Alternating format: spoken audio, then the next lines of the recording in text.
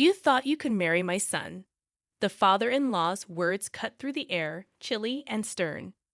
Our standards don't align with yours, he continued, disdain lacing his tone. Don't you dare dream of joining us. Anyway, you're not the right person for my son. Now, leave, he commanded, his voice unwavering.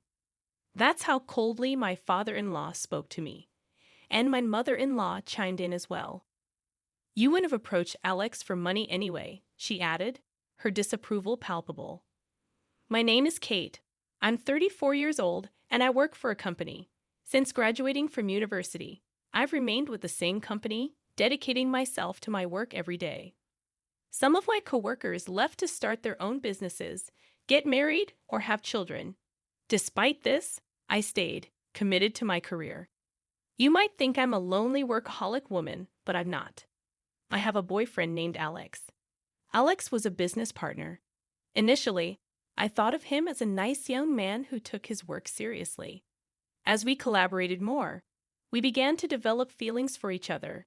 He confessed his feelings, and we started dating. It's been a few years since we started dating, and now we're even engaged. But if you ask me if I'm worried about marrying him, I have to admit there are some concerns. He's still young, even younger than me. I wonder if he'll be okay with me being older. Though he says age doesn't matter, I can't shake off my worries. His father is a business owner, and Alex works for his father's company. This means that in the future, Alex will take over the company and become its president. I fear his parents will oppose our marriage. I've been feeling uneasy about it for a long time.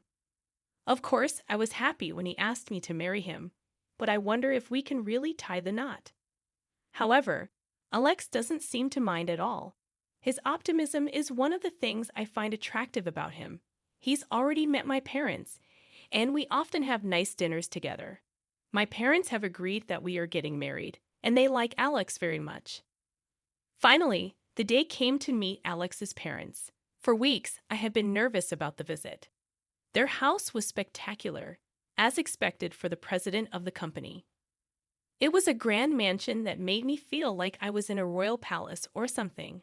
Instantly, I began to wonder if my clothes were appropriate for the occasion. I had prepared some fine clothes, but I wasn't sure if they were good enough. I come from a modest family, and it would be a world of difference compared to Alex's house. Alex often treats me to nice meals at fancy restaurants, and when we go on vacation, he always books expensive hotel rooms. He thinks such things are completely normal, but sometimes I feel like he lives in a different world from me. Even so, he never imposes his values on me, and he never brags about being wealthy. I don't judge people by their money. I fell in love with him because of his personality and inner beauty. Initially, I questioned why he was dating an older, attractive woman like me. But his sweet words reassured me that he genuinely appreciated me for who I am.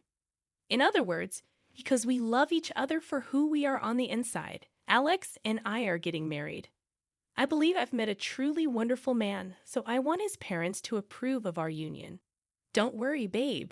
I've already told my parents about you. He tried to encourage me. Then the front door opened, and his mother welcomed us. Welcome, you must be Kate. Yes, I'm Kate. Nice to meet you. I replied as his mother gave me a quick nod and ushered us in. Inside, there was a vast living room, and Alex's father was waiting for us, seated on a luxurious, fluffy sofa. I suddenly felt nervous all at once. Of course, I was nervous when I met his mother, but his father was even more intimidating, as one would expect from the president of a company. It is a pleasure to finally meet you. My name is Kate. Thank you for inviting us today. I managed to say, my voice slightly trembling. Alex looked at me and smiled. Don't be so nervous. But his parents weren't smiling at all. Instead, they stared at me with icy eyes, sending a shiver down my spine. Please sit down, his father instructed, gesturing to the sofa. It felt like a job interview. Well, no, excuse me, his father interjected the moment I sat down. His mother followed suit. Hey, Mom, Dad, what are you guys doing? What do you mean no? It's rude to say such a thing. Alex was upset and tried to defend me, but his parents didn't seem to listen. "How old are you anyway? You look pretty old to me," his mother remarked. "I'm 34, I replied, feeling a knot form in my stomach. "I'm only 6 years older than Alex."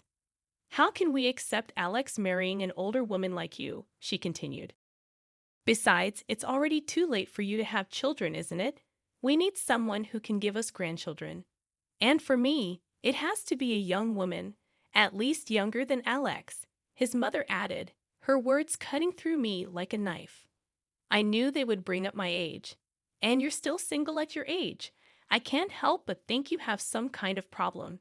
Maybe you're too difficult or have a bad personality, something like that," his mother concluded, her tone harsh and judgmental. "Mom, what are you talking about? Kate is a wonderful person with a great personality," Alex interjected, trying to diffuse the tension. "But then why hasn't she married before?" His mother's sharp question exploded into the room. "Excuse me," I responded, feeling the weight of their scrutiny. "I know I'm a little older to be married, but I love my job, and I wanted to work harder. I've always prioritized my career over marriage. That's why I didn't get married until I reached this age. It wasn't until I met Alex that I realized I wanted to get married." I tried my best to explain, feeling the pressure mounting from his parents. But their attitudes remained unchanged. "Wouldn't working harder be more beneficial? It's not like the company you work for is a big one. Even if you work hard and get promoted, you don't get paid much, do you?" his father questioned, his tone dismissive. "I think you should focus more on making yourself more attractive as a woman. You know, it would be nice if you got." His mother paused, searching for words. "Yes, even at your age, you can still look a little better. Maybe some plastic surgery would help," she suggested, her words cutting through the air. "Honey, that's too straightforward," his father chided. But they both laughed, seemingly amused by their own remarks. It was the first time I saw them laugh, but it was at our expense. I was shocked and angry, unsure of how to respond. "You thought you could marry my son. Your standards don't match ours. Don't you dare dream of joining us. Anyway, the point is, you were not the right person for my son. Now, leave." His father's words were cold and cutting. That's how coldly my father-in-law spoke to me, and my mother-in-law got in on the act too. I recounted, feeling a surge of frustration. "You would have approached Alex for money anyway. I don't know how you fooled my son, but you can't fool us too."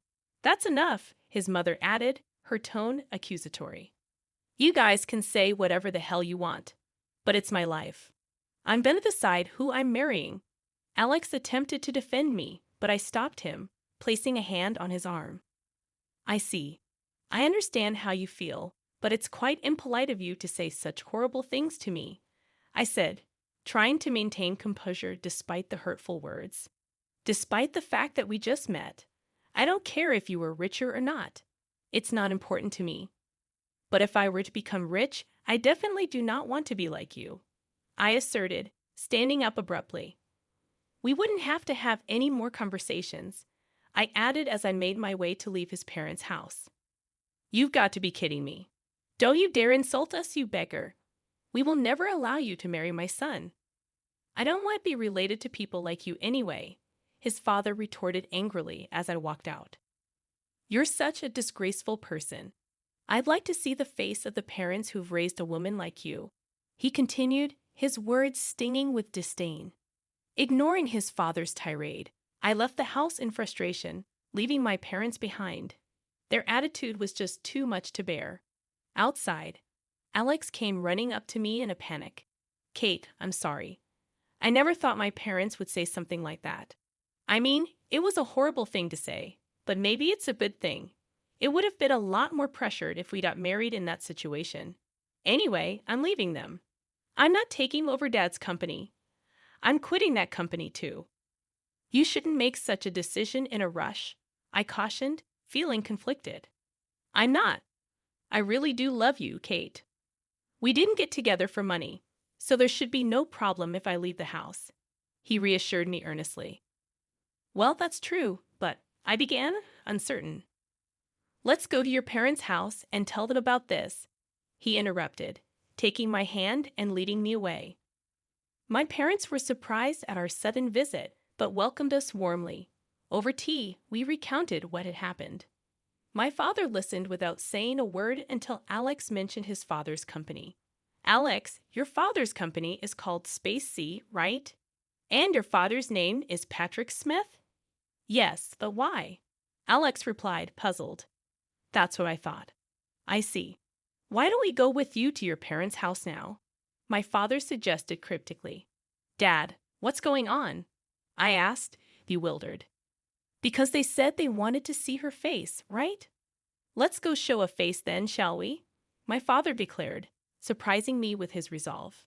My father wasn't the type to provoke or anything like that, so I was taken aback, but he seemed determined, leaving us no choice. We ended up going to his parents' house again, this time with my father leading the way. When Alex's father answered the door, not his mother, the tension was palpable. You again. I won't forgive you, no matter how many times you come back, Alex's father began, his tone icy. Whose daughter do you think you were talking to, Patrick? My father interjected, his voice calm but firm. It took Alex's father a few seconds to finally recognize something, and the atmosphere shifted as realization dawned upon him. Mr. Anderson, is that you? You finally remembered your daughter. That means her father is you, my father declared as he confronted Alex's father. That's right. She's my only daughter. We had her later in our marriage, Alex's father admitted. How dare you insult my precious daughter? Have you forgotten what I told you back then for 3 years? No, you see. When you were arrested for smoking, drinking, and even caught shoplifting, I covered for you and gave you a chance to become a better person, didn't I? I did all that I could so that you could get a decent job. Didn't I teach you that no one can live alone and we all support each other? And yet, as soon as your company is successful, you forget all that, haven't you? My father continued, his voice filled with disappointment and frustration. I apologize for that, Alex's father said, bowing his head to me, acknowledging his wrongdoing. Alex's father seemed to be fragile now, a complete change from what he was before. If you're going to be the president of a company, you need to treat people with compassion. You think you're better than others because you're successful, aren't you? Aren't you looking down on people when you shouldn't? My father admonished, trying to impart some wisdom. Just when I thought you'd finally come to your senses, you're back to your old self. You're a real pain in the ass. You know that, Patrick. My father scolded, his frustration evident. Honey, you should apologize to her as well. Alex's mother interjected, bowing her head to me as well. I felt relieved that Alex's parents apologized to me, though the tension in the room was still palpable. I'm leaving this house, and I'm leaving the company too, Alex announced suddenly, causing panic among his parents. Wait a minute, if you leave, who's going to take over your father's role? You're the only one we have left, his father protested. I'm sick of you controlling me over everything. I'm going to start my own company and see how far I can go on my own. And I'll marry Kate as I promised. Thanks for everything, Alex declared, bowing his head to say goodbye to his parents. They froze up, turning pale, as we left them behind. It was then that I learned Alex's father was one of my father's students during high school. After Alex quit his job and started his own business, I continued working, supporting him as he pursued his entrepreneurial dreams. Alex proved to be talented as a business owner, and his company began making profits at an early stage. Eventually, we got married and became husband and wife, living with joy every day, supporting each other through thick and thin. As for my father-in-law, he faced consequences for his behavior, as some of his subordinates sued him for power harassment. His dismissal from his position as president taught us the importance of humility and compassion, no matter how successful one becomes. I have my father as a role model, and I cherish everything he taught me, striving to live my life with